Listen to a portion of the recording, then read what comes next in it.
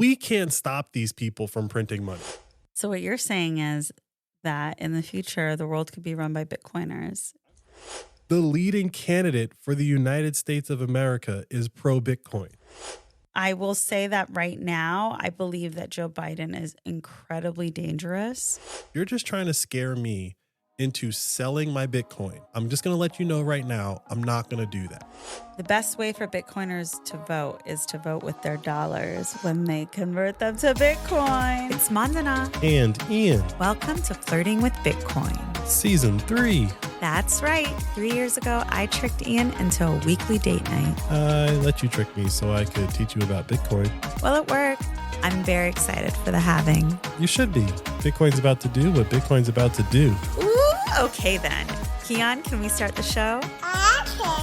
Let's go. Hey, Ian. Hey, Mandana. Did you know that some people think Satoshi Nakamoto intentionally lined up the halving with the U.S. election 4-year cycle? Who are these people? There's people on the internet. Oh, now that you're on Nostr, you're Exactly. seeing hot takes? I see hot takes. What do you think? What's your take? I don't think so. I think it was a coincidence. There was a lot of stuff going on there that makes it seem like that's possible. So, for example, the white paper came out before the election. So the white paper came out Halloween 2008. The election was in November of 2008. And then the actual Bitcoin network running, Hal Finney put the famous tweet out that says running Bitcoin. That was January 3rd. Obama wasn't inaugurated until the 20th. You could almost say that Bitcoin was front running the election, but I actually think it was more a response to just the reckless fiscal policy of the United States and pretty much of all central banks in the world over the last 50 years. Okay, so even if elections lining up with the halving are a coincidence, I still think it's a good marker in time, right? To check on the political landscape of Bitcoin and whether there are any threats to the protocol. Political threats? Yeah. There are no political threats to Bitcoin. Actually, the opposite has happened in like the last 7 days, 14 days or whatever. You actually have all 3 major presidential candidates. So you got Trump, RFK Jr., and Joe Biden. They've all have taken a stance on Bitcoin. Wow, even Biden? Through his actions over the last couple of years, he's definitely taken a stance in the wrong direction towards Bitcoin, but that is still a stance. And then RFK Jr. and Trump have pretty much been like pro-Bitcoin. RFK Jr. spoke at Bitcoin conference, and the other day, Donald Trump said he's going to pardon Russ Ulbricht. All right, well, before we get into it, babe, what time is it? The current time is 8:45-571, and we are approximately 1,066 blocks from our last recording. And we are 5,571 blocks since the halving. It's time for the Satoshi Price Index, with data brought to you by PricedInBitcoin21.com. Hey, Ian, if I was to give you one crumpled up, dirty, raggedy US dollar, how many acres could I get? Sunny Bitcoin Island. Why's it got to be dirty and raggedy? Because that's the US dollar. Today, you can get 1,463 acres, aka Satoshis, on sunny Bitcoin Island. And what about things I can put in my belly? Eggs, beef, not gas, but cheese and corn. Oh, you got gas in your belly. Thanks a lot, Ian. You picked the conditions. I just, We all have gas in our bellies. Anyways. I didn't say it was, good or bad. I just said it was there.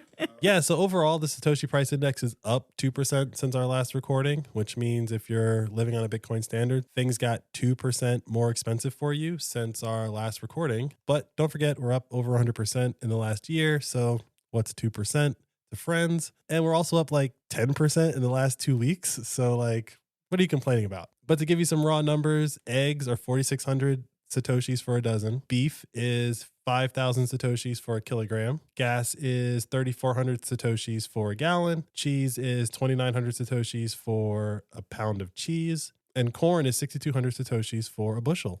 Any other big ticket items I could buy with Bitcoin? Let me look at my notes. What about a big block of gold? Gold is holding steady under 3 million Satoshis for an ounce. We're at 2.9 million Satoshis. And the median price for a new house in the United States is 635 million Satoshis, or 6.3 Bitcoin. How are you feeling about the price? Is this what you were expecting with the halving, or was a part of you expecting like numbers to skyrocket by now? We already hit an all-time high before the halving. Mm-hmm. Nobody was expecting that. Right now, we're what, 3,000 to 4,000 below the all-time high? I'm good. Like I'm good. Like, Yeah. we normally have to wait like 3 to 6 months after the halving to get all-time highs and all the stuff that's going on now. No, it's going to be great. Like, we're going to have a mild summer, I think. You were saying that this was going to be a crazy summer. No. Like, when I say crazy summer, I mean like events happening. There's a lot of events happening right now that are not being reflected in the price. For example, the leading candidate for the United States of America is pro Bitcoin. So his words. Trump has said, I am pro Bitcoin. Trump was at the Libertarian Party caucus or whatever they call their stuff. Their convention. Convention. There you go. And he gave a speech. And in that speech, he basically said that he would be friendly to Bitcoin and crypto, which when he was president, he wasn't against it. All this crazy enforcement stuff kind of happened under Biden. Okay, so does that mean pro Bitcoin or does that mean Bitcoin neutral? We could talk about this more in the episode. Yeah, I think that categorization is different, right? Like Bukele is pro Bitcoin. All Trump has to do is pardon Russ Ulbricht and he'll be considered the Bitcoin president. Why is that the case? Because I thought Russ Ulbricht, it's the network that he created, not that it used Bitcoin. We don't have like a note scribbled on a piece of paper that says, put this guy in jail for life because he built a marketplace that's powered by Bitcoin. That documentation doesn't exist. No one said that that's what should happen. But it appears like that's what happened. He is being more punished than Sam Bankman-Fried is. Mm-hmm. Sam Bankman-Fried stole tens of billions of dollars. He's going to jail for less time than Ross Ulbricht is for basically creating Amazon that just doesn't use the dollar. I just don't see how releasing Russ Ulbricht sets the stage for that to never happen again. For what to never happen again? Someone to get arrested for creating the same thing that he did. I mean, fundamentally, what he created now exists. Which is? Well, we have Nostr now. And Nostr has different marketplaces. Nostr has marketplaces and right, like Ross Ulbricht was being made an example of. And no one is going to come out and say that's what they were doing. And thus, maybe the point's been made and he should be released. They're just going to let him sit in jail unless someone makes it an issue. And Trump, like him or not, has decided to make it an issue. He vocally said he is going to pardon or commute this guy's sentence. 11 years is more than enough time. Let him out. I don't know why people would be like expecting him to keep his word at that. I think that's probably a different conversation, but Biden's the guy who was there when they locked him up. It was the Obama White House that locked him up. So on this one issue, if you're a single issue voter and you're a Bitcoiner and you're like, screw these people, I think Trump is just like taking a layup. It cost him nothing. It cost him nothing to say he's going to let this guy out of jail. And everyone has to vote for him to find out if it's true or not. It's a layup. I think that's an interesting assumption that you have, that it costs him nothing. And I'm excited to challenge it. Excited to be proven right. Hey, it's Mandana. We're in season 3, The Halving, and I'm making sure we drop a new episode every week. We are dreaming big for flirting with Bitcoin, and the only thing standing in our way is time and money. Let me be transparent and talk real numbers. Through Value for Value, our listeners directly paid us 100,000 sats in season 1. Season 2, we made 1 million sats. Of course, now we gotta see if we can 10x again and reach 10 million sats this season. # relationship goals. If we earn 10 million sats from the work we put into this podcast, it'll be the sign that one of us can do this part-time, maybe even full-time. Send us Bitcoin or shop our merch store. It all helps with the goal. You can also give us an old school shout out on social, listen to us on your favorite Podcasting 2.0 app, or make and share clips of the show. Your support in any form is value we appreciate. Go to flirtingwithbitcoin.com/support and let's experience value for value together. If you want to find out how to support us or just learn a little bit more about the show or check out our merch, go to flirtingwithbitcoin.com. That's the best way to reach out to us. Okay, so you're saying that Bitcoiners have, if they're a single issue voter, they have two political candidates that are expressing at minimum neutrality towards Bitcoin. Well, one is openly advocating for it.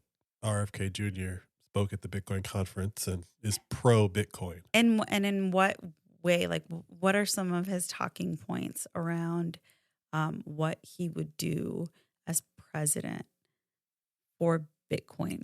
I mean, fundamentally, he's anti CBDC. Mhm. So he does not want to give the central banks any more power than they already have. This is something that the other Kennedy was alluding to when he got shot. So I guess this is a family fight. I don't know. And he's big on like a lot of stuff that I don't want to say that Cynthia Lummis is about also, but the ability for people to actually hold their wealth, to be able to protect themselves from the debasement that the central banks do to all American citizens, regardless of your status, regardless of your socioeconomic status, we are all being debased. That is one thing that we all have in common, from Elon Musk down to the guy at McDonald's. Wasn't he not selected as the libertarian candidate? Libertarian? Oh, right. Is RFK the libertarian candidate? No. No, he's not. He's just an independent. He was caucusing or whatever with the Democrats. It's obvious he's not getting that nomination, so he's now an independent. Oh, okay. Okay, so the Libertarian Party did select somebody else. I forget. Oh, that's a whole other story. Yeah. Has that person spoken on Bitcoin? That person, I don't think that person understands what Bitcoin is. And Trump spoke at that convention recently in support of Russ Ulbricht and Bitcoin. Yes. And what did he say about Bitcoin? I mean, I'm paraphrasing, but basically it's an industry. It's an important industry, and we shouldn't drive it out of the United States with rules and regulations that don't actually make sense. Okay. I understand. Right. And so it's the business angle. I've heard a lot of different arguments, but I think it boils down to either Trump is setting himself up to be bribed, right?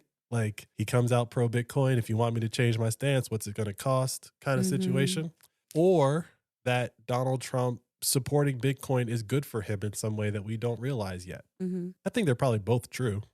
And so he made these statements like a week before the Libertarian Caucus convention event, right? I mean, he's been saying things to this nature for the past month or two, but he like made a full speech about it. So it was probably like strategically planned. Basically what's going on is that the politicos are figuring out that probably by not this election, but possibly by this election, but definitely by 2028, some of the wealthiest people in this country are going to be Bitcoiners. So it's probably not in your interest to piss them off today. It's probably in your interest to start catering to them today, even if you don't But win. to know that means that you would have to understand what Bitcoin is, right? Yes. And that would mean you're a Bitcoiner too. that does not mean that. That means that you might have someone who's a politico who's telling you the way the wind is blowing. And if you understand that money runs this country, and then I tell you that some of the wealthiest people in this country are going to be Bitcoiners. Bitcoiners that they don't even know who they are yet. They don't know who they are yet. Okay. All right. So it's like, so you can open up. They don't believe that they can get into it and become wealthy themselves through Bitcoin, but they think, oh, there's people out there already sitting on thousands of Bitcoin. We don't know who they are. They're going to be some of the most powerful people. We need to start catering to them. I can't speak for all people who have any Bitcoin, what they do or believe or think or whatever. But I would argue that if you're a person who has put any money into Bitcoin in the last 8 years, odds are you've put your entire net worth into Bitcoin, and you haven't sold when it crashed 80% multiple times. So if you're a person who's done that, you can probably infer a lot of things that person believes in based on those actions. So the data shows that people have been holding for that long. This is the biggest data point that we have. Yeah. That gives Bitcoin all the credibility that it does. And what you hear a lot of these billionaires say, what made them start looking at it differently is, oh, it crashed 80% and like 87% of the people didn't sell. That made me look again, right? Like I forget who said that. I think it was like Tim Druckenmiller or something like that. Some billionaire guy, some hedge fund guy. I saw something the other day that was like, we need to stop calling it like the Bitcoin community or whatever. I was like, all right, fine, whatever. You care enough. Like I'll just say the people that are in Bitcoin, the people that own Bitcoin. Everyone owns it for a different reason, but you do own it. The one thing that we can all say about people who own Bitcoin over the last 8 years is that if you haven't sold in the last 8 years, you're probably not selling in the next 8 years. And if you're not selling in the next 8 years, odds are you're going to be one of the wealthiest people in this country. So I think that Trump in particular is not pro Bitcoin. I think Trump is pulling what the Democrats always pull, which is we're not them. Mm-hmm. That's the Democrats' whole MO my entire life is we're not them. And now Trump is doing the same thing to them. It's like, oh, you've been demonizing these people for the last 3 years, calling them criminals, locking them up, saying they're facilitating all these crimes, that you don't actually arrest people that you have in jail for doing said crime, right? Like you don't punish the people that you actually captured for doing these things. Like, okay, I'm not you. It's so interesting to me, though. I mean, I haven't seen his speeches, but I would assume that he hasn't said that. Said what? That I'm not you? No, not that I'm not you. Listed all of those things that have been happening to Bitcoiners or the Bitcoin industry. That's the beauty of talking to people who have Bitcoin. Mm-hmm. The majority of them are actually highly intelligent. So you don't have to like spell things out as though they're stupid. When you say, I'm going to leave Bitcoin alone, by definition, you're saying, I'm not them, because they've done nothing but harass you for the last 4, 5, 6, 7 years, right? You think that it's not going to hurt Trump at all to have this stance? I don't think Trump being, if we want to call it pro-Bitcoin, I don't even think it's pro-Bitcoin. I think it's Bitcoin indifferent / in a weird way, if he was going to say anything that I think would get people to, a lot of people that I've heard talking about what Trump said have always, caveated it with like, he's a jerk, he's an asshole, whatever. Like, but if I'm a one issue voter, like this is what I care about. And so that's the guy who's pro it. Okay, I'm for that guy. But I think if Trump actually came out and said, hey, all you Bitcoiners, I'm glad you guys are going to be rich because now you're going to have my problems. If he said that, I'm a rich guy, or at least on paper, I'm rich or whatever. But like, if he had that messaging of like, now you see what they've been doing to us because you have something that's of value, right? Like, I guess I don't fully follow that. The idea being that people who don't have Bitcoin have fun staying poor, right? If you don't have Bitcoin over the next 8 years, considering what's about to happen as far as monetary policy goes, in order for us to keep rolling over all of the debt that the United States has, we have to print more money. That's our only option. What do you think Bitcoiners are going to say when Trump prints more money if he becomes president again? It doesn't matter. It makes no difference to us as Bitcoiners anymore what's going on with the dollar. Trump does not print money. The United States government prints money. Trump is not saying, I'm not going to print money. Fundamentally, what Trump is saying is that, this is my interpretation, we can't stop these people from printing money. We can't force Congress to have a balanced budget. We can't stop the Treasury from selling bonds. And we can't stop the central bank from inflating the money supply by 2% at minimum every year. These are things that we cannot change. So the best I can do, like, what is it, the Pawn Star guys? Like, the best I can do is let you have this thing that might actually help you protect yourself from what we know they're going to do. That's the best, I think, at this point in time, any president can do. And I think RFK Jr. has said that more eloquently. And that's what he said at the Bitcoin conference. But Trump is probably going to win. Yeah. And we also know that Trump isn't the best public speaker. He's an emotional speaker, but he's not a public speaker. And so is he saying it the way that RFK said it? No. He might eventually say it the way RFK said it, but I doubt that he's going to ever say it that way. But what I think Trump has figured out is, whether it's him himself or his team, the Bitcoiners are going to be a very large block in the next election, and a larger block in the election after that, and a larger block in the election after that. And not by numbers, by financial impact? By both. How many Bitcoiners do you think vote? I think that Trump got a lot of votes by saying he's going to free Ross. Yeah. I think there are a lot of people right now trying to justify voting for Trump. I don't think it's a matter of justification. I think... No, I mean, I saw a lot of conversations online of people being like, I don't like the guy, but if he does this, we owe it to Ross. We owe it to him. We have 3 options. You can vote for Joe Biden Joe Biden has already shown us what he's going to do. He was part of the administration that arrested Ross in the first place. Was Trump there? Was he in politics? No, but like he's not the one who arrested the guy. So just like with Joe Biden, every other crime thing that he's been involved in, he's always wrong later on. So he's wrong on Bitcoin and Bitcoin criminals. He also has been around or was in politics or in power when they arrested the samurai guys. He's also been in power when they arrested the guy in the Netherlands. He's also been in power when it's basically obvious that they've been laundering money through Ukraine during this war, probably using crypto. Yeah, so like that's the weird. Because then I was thinking about FTX, right? And FTX donated to his campaign. They donated to everybody. Right. So they're still not pro Bitcoin, but they take their money. He didn't give them Bitcoin. He gave them dollars. Yeah. And FTX they didn't have any Bitcoin.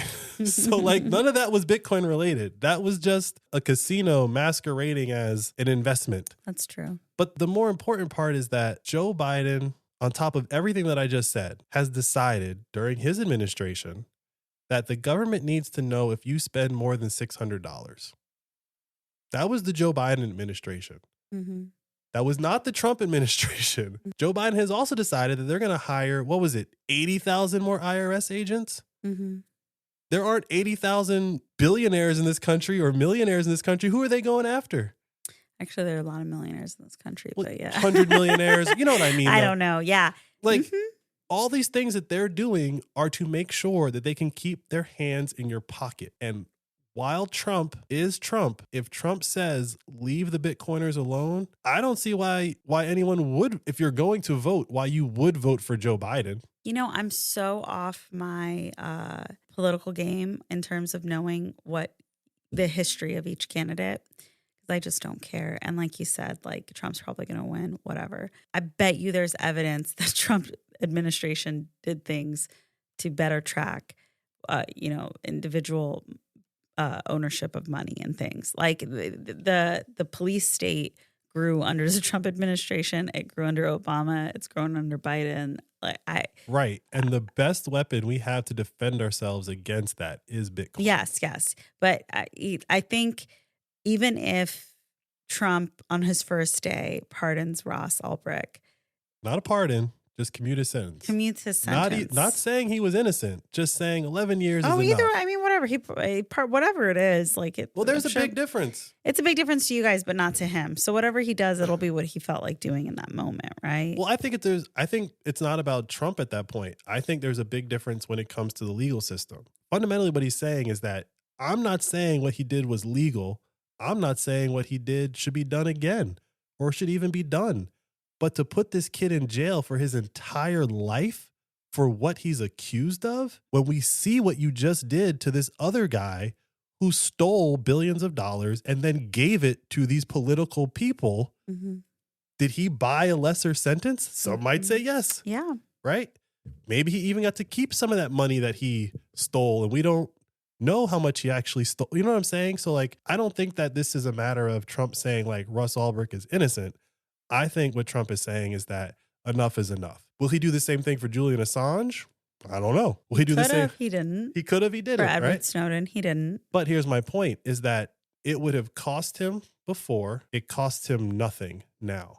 Why would it have cost him before, not now? Because before he was trying to get reelected. Isn't he trying to get reelected now? No, he's trying to get elected. Oh, I see what you're saying. Right? So when you're he's not defending himself. No. Yep, that's true. He's just got to go in there and beat Joe Biden. That's all he's got to do. Easiest job in the world. And all he's got to do is do what everyone does, which is promise everything. And then when you get in, pick and choose what you're going to actually do. So Obama told me we were closing Guantanamo. Yes. Yeah. I mean, there's all of that. And Last so that time that I checked, Guantanamo is still open. And you know who's not in Guantanamo? None of the bankers on Wall Street. Mm-hmm. Some of the worst criminals in the world. They crash entire countries, impoverish millions of people, destroy tens of millions of lives, and then they get bailed out. That's who Guantanamo is for. You're telling me these people are like out of reach? We got places to put people where we don't know what to do with them. So that brings me to the argument that's happening amongst Bitcoiners right now, which is like, should we believe Trump? Should we be quick to believe him? Should we not? Should we vote for him? Should we just wait and see? People are calling each other stupid. There's just a lot of division that suddenly came about when I guess these candidates have come out and shared their stances. Or really, it's just Trump came out and said, is this what you want? I'll give it to you. I don't think it's new division. I think there has been a continuous divide in the Bitcoin community about whether or not politics has anything to do with Bitcoin. And so you see people go different angles, right? So you see the Bitcoin Policy Institute. They're playing the purely DC lobbying Politico game. We're going to go in, we're going to educate Congress people to what this thing is, make them understand what it is and why they should vote a certain way for certain bills. And we're going to be entrenched in DC. Like, we're going to be the people who do lobbying for Bitcoin or education and lobbying for Bitcoin. They've taken that stance. People who went to that conference, people were like, why are you going to that? Politics has nothing to do with Bitcoin, right? So yeah, like, I remember. Okay, so people like that were upset with you. Our listeners were upset with you. I mean, upset is a relative term. It's just people think that politics has nothing to do with Bitcoin. And in most scenarios, I think that they're right? Like, you can't vote Bitcoin out of existence. If Trump came out tomorrow, okay, let's just assume Trump's going to be president. Trump comes out tomorrow and says, I'm going to ban Bitcoin on my first day. Okay. That doesn't mean I'm going to vote for Biden, right? Like, because you can't do it.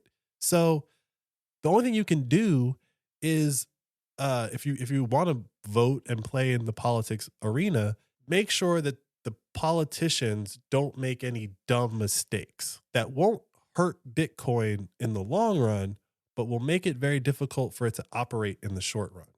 And that's what the Biden administration has been doing. That's what the Obama administration was doing. That's what the Democrats have been doing. Trump, personally, I would be very surprised if he knows anything about Bitcoin.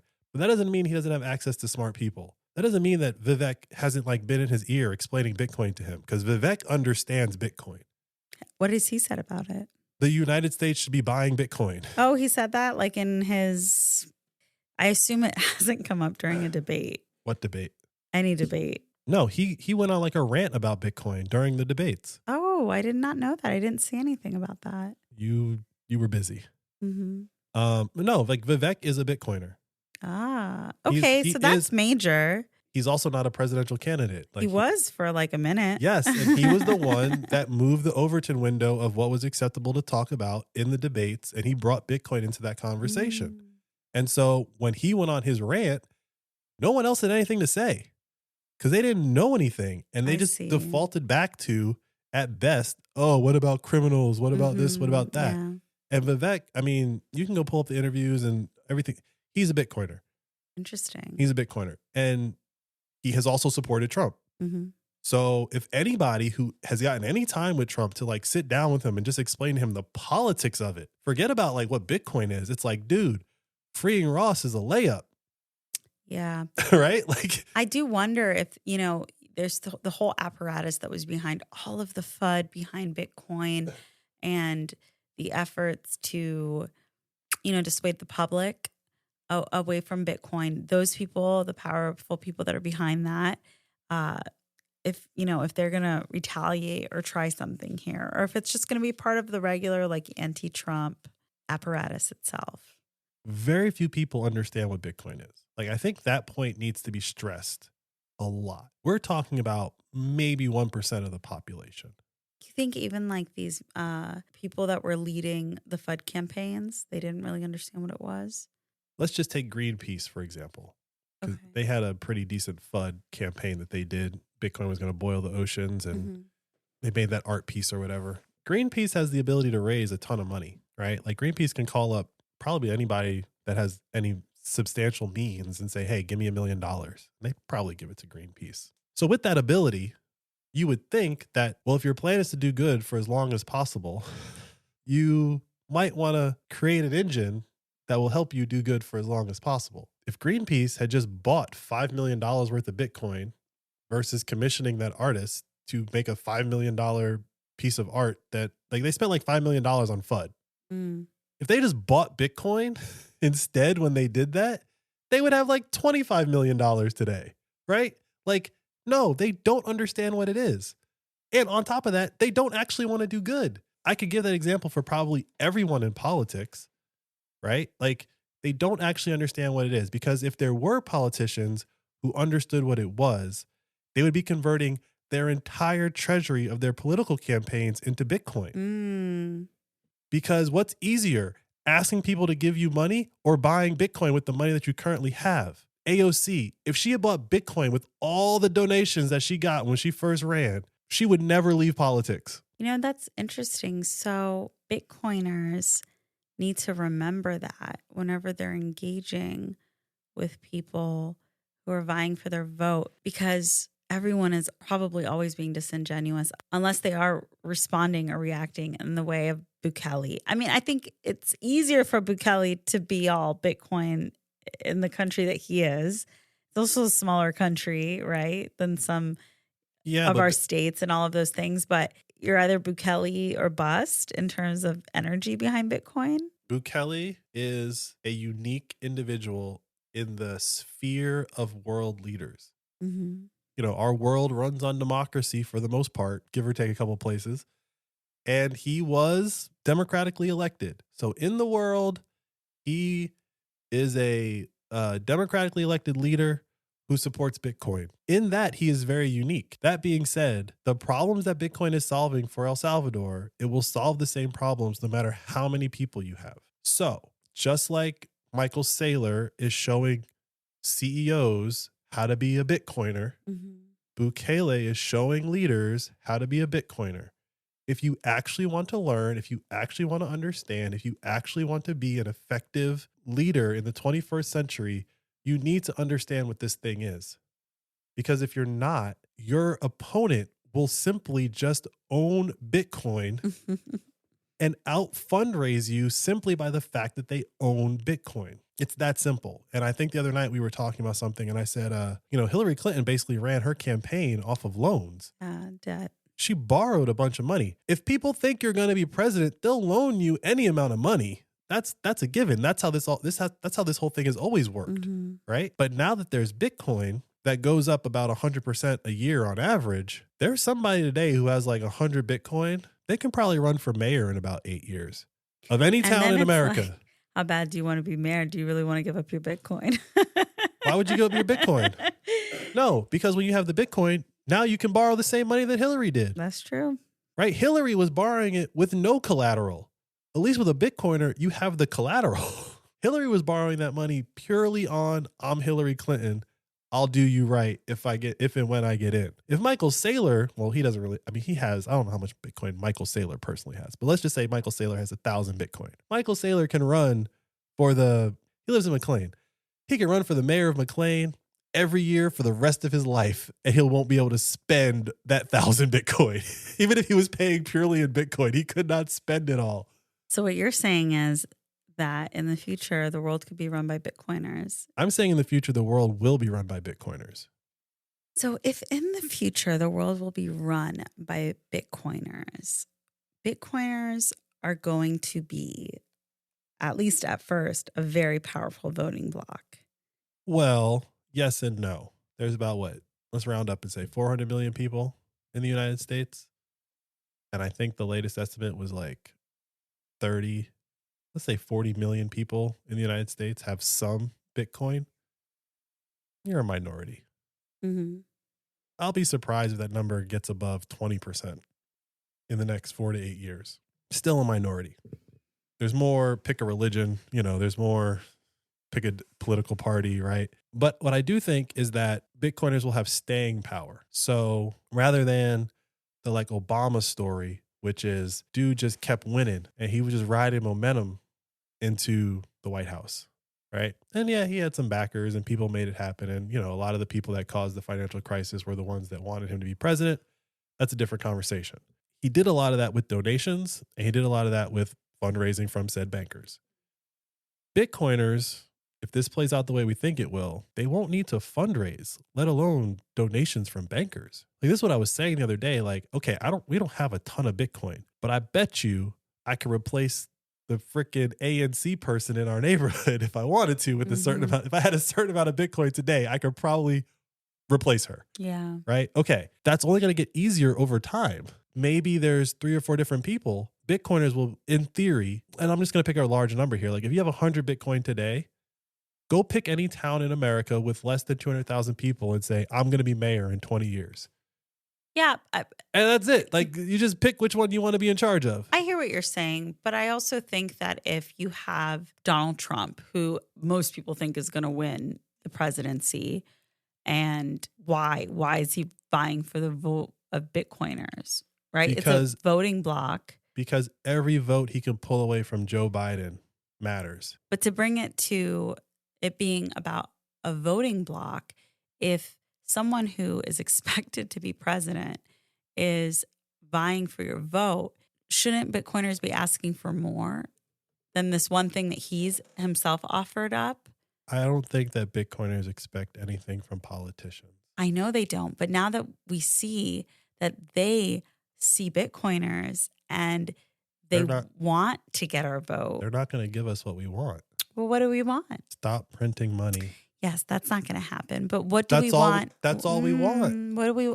No, maybe we want Bitcoin to be legal tender, considered legal tender. You'd have to stop printing money. Why? The reason why El Salvador did what they did, which is both Bitcoin and the United States dollar are legal tender in El Salvador. The reason why they did it like that is because they're giving people a choice, right? Like, we're not going to tell you to use the dollar. We're not going to tell you to use Bitcoin. We hope that over time you will see which choice you should have made 2, 3, 4, 5 years. The United States can't have that happen for its populace. The United States can't have people having the choice and then over time realizing, oh, I don't want these dollars. Just pick one political party. Let's just say the Republicans. If all the Republicans decided that they're only going to have Bitcoin because the United States made it legal tender, we can't even get people to sell people cakes if they're gay without going to the Supreme Court. It would cause chaos in this country if people were allowed to deny you service because you wanted to pay in Bitcoin, but they refused you. I hear you, but then how is Bitcoin adoption ever going to happen? Bitcoin adoption happens because the government doesn't have a say. They don't have a say. I bought those tulips from a guy in the Netherlands with Bitcoin, not with his currency, not with my currency. We didn't use either country's banking system, right? I bought a product from a person as though I was on the street handing them cash and they were handing me a product. The United States is going in the opposite direction of that world. They are passing laws where they want to be able to see every dollar you spend over $600. That is the opposite of what I just described. If they were to make it legal tender, it would undo all those things that they've been working towards.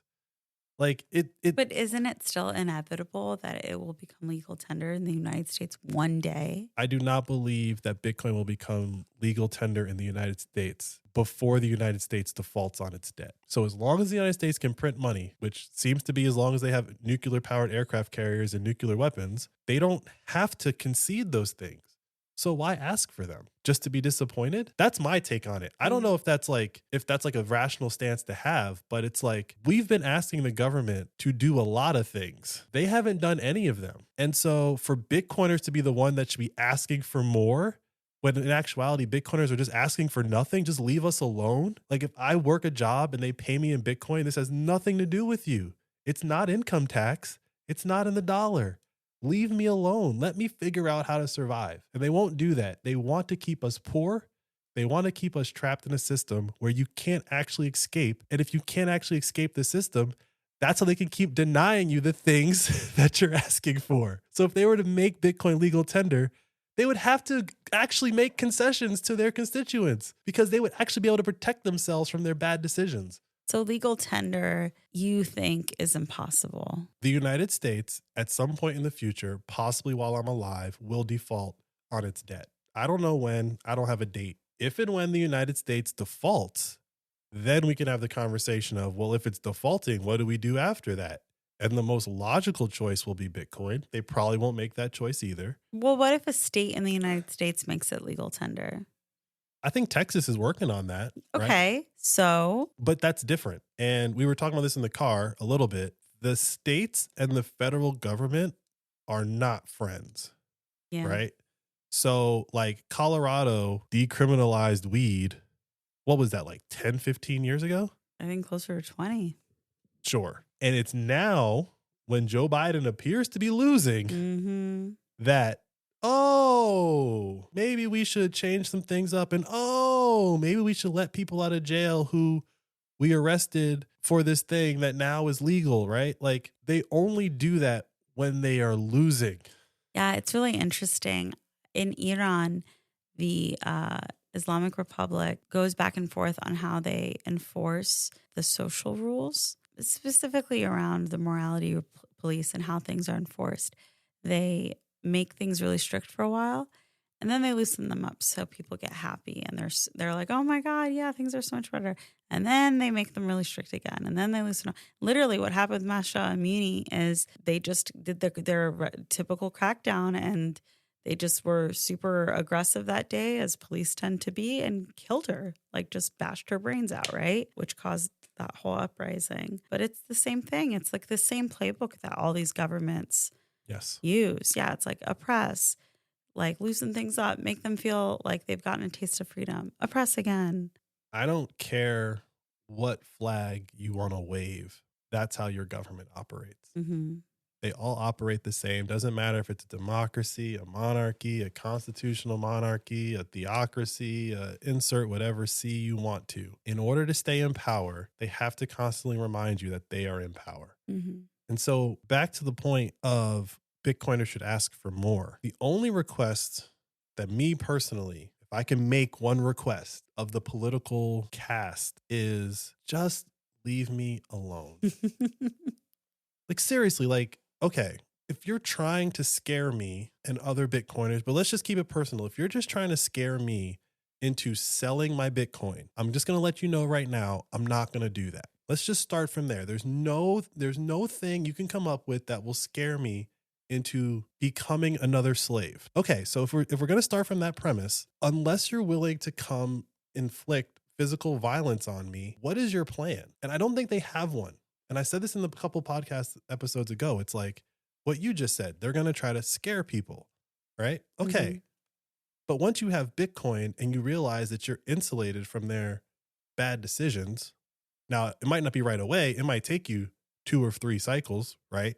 But once you're insulated from their bad decisions, you have a very different outlook on politics. Yes, but what about the situation that you find yourself in now where you're trying to explore a new idea that relies on Bitcoin technology? You have to factor in what the U.S. government's going to have to say about this. I don't expect them to change. I expect them to get worse. The more we show that we are free of them, the more aggressive they are going to be. I'm not going to speak to the Bitcoin community or Bitcoiners or any of that, just me personally. I said it before and I'll say it again. I'm sick of it. These schizophrenic octogenarians, I'm done. Leave me alone.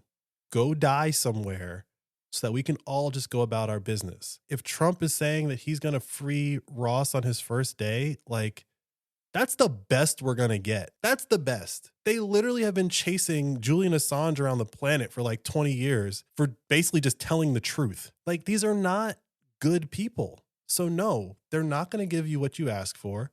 By asking for it, they know exactly what not to give you. Right? They know exactly what to do, and they know exactly what to dangle in front of you. Is Trump dangling Ross? Yes, he is. Because that's the one thing that everyone knows for certain that Bitcoiners pretty much agree on, is that he should not be in jail. I think that might be the only thing Bitcoiners agree on. I actually saw someone disagree and call him a criminal, but who knows? Maybe it was Fine, a bot. Whatever. It could have been a bot, right? It's probably a bot. Yeah. And if it's not a bot, it's probably someone who thinks that he actually tried to hire a hitman to kill somebody, which is not true, right? And we talked about that on the episode. That's not true. But if you didn't get any more information and you just let the media who works with these schizophrenic octogenarians tell you what he did and why he should be in jail forever, yeah, it sounds like he was running a drug empire. He named himself the Dread Pirate Roberts, and he's like ordering hits on people over the internet. Well, obviously that guy's a danger. We should put him in jail forever. Okay, what about the guy who wrote the book Economic Hitman, who literally describes how he would go into countries and destroy their economies? Is that not worthy of going to jail? Should those people not be in jail forever? No, that's just business. Okay. There's no escaping it. The best we can do is hope that we don't have to all run to El Salvador, right? All at once, because that's not going to work, right? El Salvador will actually say, whoa, whoa, whoa, that's too many people. Y'all need to calm Y'all need to calm down. We need you to wait in Mexico for 6 to 9 months before you come over here, right? Mexico. But the point is that like running to El Salvador is not going to work. We can't all do that. Some people are front running it. They're getting there early. They're paying to get the $1 million citizenship. They're whatever they're doing to get there now. Great. Do it if you want to do it. But for the people that can't go to El Salvador, then they have to wait maybe 2, 3, 4 cycles with the Bitcoin stack that they have. I would argue all they want is to be left alone. Don't come up with any new taxes for Bitcoin. Don't try to create like unrealized gains taxes. But they're gonna. If you target the Bitcoiners and say you have to pay unrealized gains tax on Bitcoin, then yeah, you're going to see all the Bitcoiners leave the country for sure. Now, if you want to just change the rules and say everyone has to pay unrealized gains tax, then all the billionaires are just going to come after. So which one is it? Oh, and by the way, all the billionaires now are buying Bitcoin. With Bitcoin, we have basically been able to start getting some of the benefits of being a billionaire a little bit early. Yeah, that's true. Right? Like billionaires get treated a certain way because fundamentally they're the ones with all the assets, right? Like the 20th century was the century of industry. So look, I feel like you're just proving my point again though, because yeah, there aren't a lot of Bitcoiners in the United States, right? A couple, 10 million. I mean, right? Fundamentally, we don't know. Right. We don't know. But with that said, that means that Trump's understanding is this is a lot of people, but they got a lot of money and they'll like if I do this, right? I'm saying, we're more powerful than we know, because what other group of people that aren't that loud, because Bitcoiners aren't that loud, right? Y'all are in your own little echo chamber. Got Donald Trump to be like, oh, I'm going to do this. Got Donald Trump to do a little song and dance for them. That's power, baby. There are at least 5 other reasons why Donald Trump said what he said. Yeah. And 4 of them probably have nothing to do with Bitcoin. Mm-hmm. But I don't think we should be considering ourselves a voting bloc that are going to change things, because fundamentally the Bitcoin voting bloc is the most dangerous voting bloc in the country. So you should expect the people in power to attack you, not work with you. Simple as that.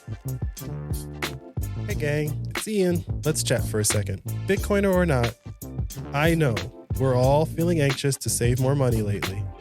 But do you want to know why you're feeling that way? It's because you're still thinking in fiat. Seeing the price of everything go up in your local currency, that's what's driving you crazy. That's where all this anxiety is coming from. Meanwhile, the reality is everything is actually getting cheaper on Bitcoin Island. And you might ask yourself, how do I get to Bitcoin Island? Simple. Bitcoin Island is just a state of mind, and you need to train your brain to think in Bitcoin. Your first training exercise is to set a Bitcoin goal using the Satoshi Savings Calculator made by yours truly. And your goal should be to always have more Bitcoin today than you did yesterday. It's literally that simple. This way, the amount of Bitcoin you have only goes up. And once you start to think in Bitcoin, over time, everything around you becomes cheaper. You'll be way more confident about the future. No more anxiety. Look, we don't need to overcomplicate this. You're still early, but you gotta be strategic. And you gotta unlearn everything they taught you about money. So go to flirtingwithbitcoin.com and train your brain to think in Bitcoin with the Satoshi Savings Calculator.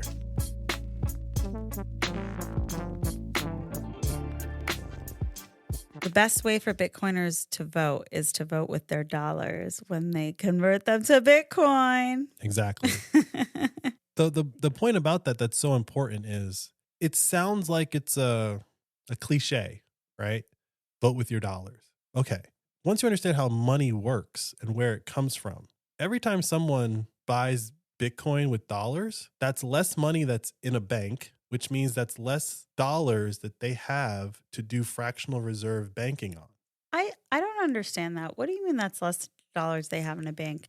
Those dollars went to the exchange owners, right? We should do an episode on that. It's too long to get into. But hypothetically, if every person in the world who had dollars in a checking account all bought Bitcoin at the exact same time, the whole world would explode, because there would be no money in the system to support all the fractional lending that's going on. That's the simplest way to put it. But that's not going to happen. A different way to put it would be, we all have heard about bank runs. So bank runs happen slowly, then suddenly. You could argue that the United States Federal Reserve is the bank of the world, and buying Bitcoin Is the slow bank run. is the slow bank run. Yeah. So it's speeding up. ETFs are speeding it up. Countries buying it are speeding it up. Another company today just bought like $50 million worth of Bitcoin. They're putting it on their balance sheet. Companies are going to start buying it in 10, 20, 30, $50 million chunks at a time. There are tons of companies all around the world that have tens of millions of dollars in cash just sitting there. And if they decide, I want my money out of this system that I think is about to implode, what can I do? You cannot buy anything that is priced in dollars. You can't buy real estate. You can't buy other bonds, right? Like there's nothing you can do. The only option you have is cryptocurrency as a whole. Bitcoin is the best of cryptocurrency. So the individual retail people like you and me, we're not even part of that bank run. We just front ran it, right? We just front ran it. Next are the companies. And I imagine in the next 2 years, you're going to see Apple, Google, Facebook make announcements that not all of their cash, but what does Apple have, like $100 billion? They might. You don't think the U.S. Treasury is going to do it too? If you follow Bitcoin long enough, you know that fundamentally the Treasury will have to do it at some point. And the way they'll do it is they'll print a bunch of money and buy Bitcoin. Yeah. What happens if someone finds out that the United States is about to do that? Because you don't just do that. And they decide, well, I'm going to print a bunch of Turkish lira and buy Bitcoin, or I'm going to print a bunch of yen and buy Bitcoin, or I'm going to print a bunch of my currency and buy Bitcoin. That's what's going to happen. That is the final form of what is going on right now. And once that happens, yeah, sure. Let's just say the euro gets ahead of the dollar and they print a bunch of euros and buy Bitcoin. Okay, fine, whatever. If you print too much of it, the euro just becomes worthless. So now you have like this Zimbabwe currency, but your treasury is holding billions of dollars in Bitcoin. Well, they're going to reprice all the money and they're going to maybe peg it to Bitcoin. But we are witnessing a global bank run. And it started on January 3rd, 2009. It is the slowest moving bank run ever. But when you buy Bitcoin, you are participating in that bank run. And if you know how bank runs work, you don't want to be the last guy at the bank. Bringing it back to elections, I will say that I cared a lot about elections and I just don't anymore. I haven't even decided whether or not I'm going to vote. I just don't think my vote matters at all because I don't want to vote for either of these people. And the third candidate doesn't speak to me at all. So, yeah, this is a first for me. Of course, there's other elections within the presidential election, but I don't know if it's a result of the state of the world, the state of the candidates, or that maybe because I'm a Bitcoiner. Satoshi, for your thoughts, Ian, which one do you think it is? Don't you know your wife best? What do you think? I think you checked out of all of that when you got pregnant. And then when you came back, you were more of a Bitcoiner than when you started. So your brain has just not told you to like check back into those things because I think the podcast has reprogrammed you a little bit. I'm sure the podcast or you, the podcast. I mean, you're forced to you have your opinions. You're forced to say them out loud. They're recorded. They go out in the universe. People respond to what you're saying. So you're choosing your words carefully versus just saying whatever you feel. I see you trying to. I'm also not trying to argue with you. You're not trying to argue with me, but you have opinions and you know that they're going to go out and be listened to and I don't say judged, but they're going to be judged, right? So what I would say, Satoshi, for my thoughts is when we first started this podcast, I made this joke and I was like, the subtitle of the podcast should be Mandana's Descent into Anarcho-Capitalism. The person that I met on our first date, if she could listen to our last 2 episodes... She still recognize her. She would not. Yes, she would. She would not. You blocked Beyonce. I mean, you still can't get over that. You don't remember our first date the way that I do. You blocked Beyonce, you blocked Kim Kardashian, and you just said possibly voting doesn't matter.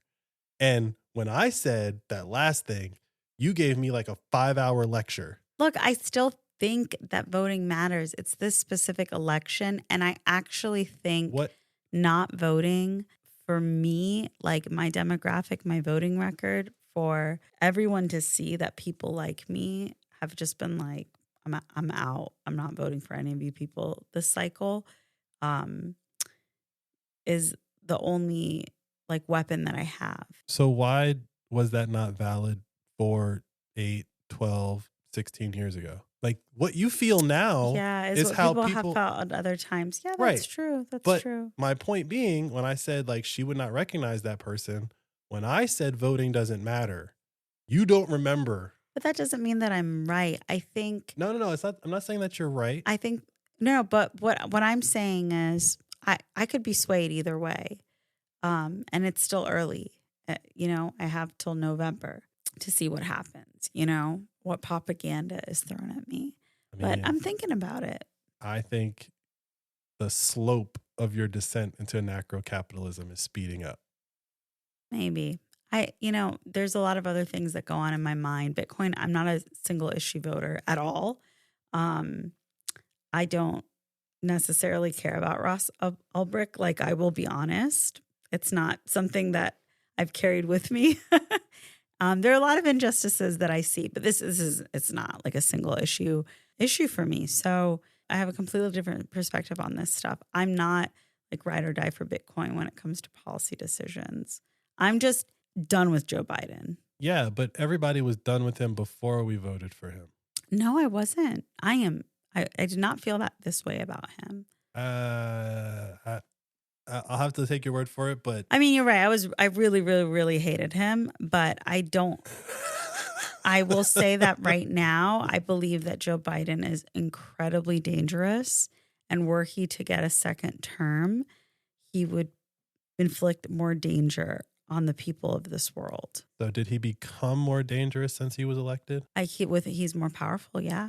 With power is the risk of being more dangerous. No, what I'm saying is before he was elected president of the United States, are you implying that there was no perceived danger? No, I'm just saying that he's very dangerous. And now that we're walking through this, why is he dangerous? I actually think the office of the president has become so powerful year after year. And so that is also why Joe Biden is so dangerous right now. I think when Donald Trump is president again, he's going to be even more dangerous than Joe Biden was. I still do not think Joe Biden should get rewarded with a second term, even though I think Donald Trump will be worse. Okay. Because it's the abuse of power, the constant abuse of power that is just getting worse and worse year after year. Because yes, they'll say, oh, look at Trump, he did this. He shouldn't be allowed to do this. But then Biden becomes president and he's going to keep doing those. He's not going to stop. He's going to be like, we cleared the way. We set these precedents. Obama did it. Bush did it. Clinton. I mean, it's year after year. So maybe that's why every president feels like the worst, is because we're getting stripped of controls or the balance of power, the checks of balance of power that are supposed to be in place in this supposed democracy. We go to war without voting for it. We have been doing that for decades now. Mm-hmm. Right? And so it's like, yes, if you keep doing that and you keep expanding what a president can do without asking anyone, then yeah, the president becomes more dangerous. I think that's also what has been Trump's concurrently the only president happening. Not to start a war in the last 20 years, 30 years. He'll find another one to start. We'll see. I do not believe that. Yeah, maybe he has other plans. He has other things to do. Donald Trump, like it sucks to say it out loud because people want to hate the guy, but he did not start a war. Joe Biden comes in and starts 2.5. We can talk about feelings or we can talk about actions. And to say that Joe Biden is dangerous, no. The president of the United States is dangerous. Full stop. Doesn't matter who gets in there. To have the ability to literally push a button and destroy millions of people's lives, or pick up a phone, really, because you don't really push a button, but unless you're using nuclear weapons. But like, it's unchecked power. The United States can park an aircraft carrier off of anybody's coast and bomb them, and there's nobody on the planet that can show up to stop them. Mm-hmm. The president of the United States is the most dangerous person on the planet. But we've all been here before. There used to be Roman emperors. There used to be the emperor of China. There used to be whoever led the like Persian Empire, whatever their title was. Like all these empires have leaders that just get way out of hand and people are like, this is too much. The irony of all of that is usually towards the end, when they're getting dangerous is when they're debasing the currency to do all of their dangerous things. Sounds about right. Right? Okay, so we're in that part of this doom loop now where the only option they have in the next 2 to 4 to 6 years is to literally print 10 to 20 trillion dollars. So you think because of all this, maybe in 10 years it's done, like Bitcoin's popped? So there's this guy, Jeff Booth, and I think he's probably in the top 10 or 20 like Bitcoiners who, when they speak, I'm going to listen to what they say. The other day, he did an interview where he said, if you're still measuring your wealth in fiat terms, you actually don't get what Bitcoin is. So when we talk about the price, when we talk about Bitcoin popping or whatever, it's like, no, that's not what's going to happen. One Bitcoin is always going to be one Bitcoin. Popping just means the dollar is worth nothing. Yeah. Right? You'll always have the same amount of Bitcoin. You will always be able to get some goods and services for that Bitcoin. What will change is, well, if you're doing it in the United States after they've printed 20, 30, 40, 50 trillion dollars, you might be able to get a lot more with the same amount of Bitcoin. I don't know, go to El Salvador, which is a Bitcoin economy, and you're going to be equal with everyone else with Bitcoin. No more of this Americans getting on planes going to Central America and feeling rich. That's over in the next 20 years. I mean, it's felt less and less true the past few years. Yeah, because we're not like rich, right? Like we don't show up in private jets and, ride around in Suburbans everywhere we go. But nowhere we go. Nowhere we go, right? Okay. But the point is that this idea of Americans getting on a plane and going most places in the world and being like, oh, it's so cheap here. That is over. That is over. If you're an American citizen listening to this and you haven't figured that out by now, those days are over. The rest of the world doesn't even want dollars anymore. Not the rest. A large percentage of the world is what is quote unquote de-dollarizing right now. Forget things are cheaper. You're going to have to convert your money into their currency before you can buy anything over there. Where is this happening? What's going on, and I'm just going to give a quick synopsis and we can do another episode on this as well. But the short of it is that when the United States stole all that money from Russia at the start of the Ukraine war, the rest of the world was finally convinced that, well, if they'll do it to them, they'll do it to us. And so almost every country in the world before that date, but since that date, has been trying to figure out, maybe not get rid of all of my dollars, but can I get rid of half of my dollars? I don't want to lose all my money because the next guy who gets elected says something bad about Joe Biden and they freaking yank my money out of the United States, out of a bank account. Mm-hmm. So what's happening is that some people are just straight up getting rid of dollars, but other people are just moving dollars outside of the United States banking system. And since those dollars never have to come back into the United States, they're basically, the term is called the euro dollar, even though they're not in Europe. It's called the euro dollar. So we've talked about them before. Yeah. And so what's happening right now is that people are still moving dollars around outside the United States amongst each other, but they're not letting them go through the system that can steal it from you if you're on bad terms. But once, just like with Bitcoin, once you're completely out of that system, then you realize, oh, I don't actually need that system. And so right now the world is thinking, oh, I just got to protect myself from that system and get away from that system. Shortly after that, they will just say, what are we doing, guys? Just buy Bitcoin. Just buy Bitcoin, right? And so we're probably 2 or 3 or 4 halvings away from that just being common knowledge, just like you see the YouTube videos today where it's like, just get to 1 Bitcoin before the halving. And now the number is like 1 million Satoshis, right? That's like the number for all the new YouTube videos. Just get to 1 million Satoshis and you're going to be set for life. There's no YouTube for world leaders only, right? But if there was, there's going to be a channel that's going to be like, hey, president of insert country, you just got to get your country to 100 Bitcoin. Mm-hmm. If you can get your country to have 100 Bitcoin, your country's going to be set for life. What do? You dump all your dollars. And you have to make that YouTube channel. No, but so my point is that El Salvador is front running it. They're buying a Bitcoin every day. They have 4,000 Bitcoin already, or they have $400 million in Bitcoin. Bhutan has been mining Bitcoin for the last 5 or 6 years. They have a bunch of Bitcoin. People aren't being vocal about it, but there are certain countries that have Bitcoin and there are a ton of countries that don't. And when that day comes, when the countries that don't want Bitcoin, when the countries that don't have Bitcoin want Bitcoin, there probably will be 0 Bitcoin available for them. And they'll be sitting there with a pile of dollars, and it's going to cost you $1 million, $2 million, $10 million to get one Bitcoin. Okay, I guess I'll take 100.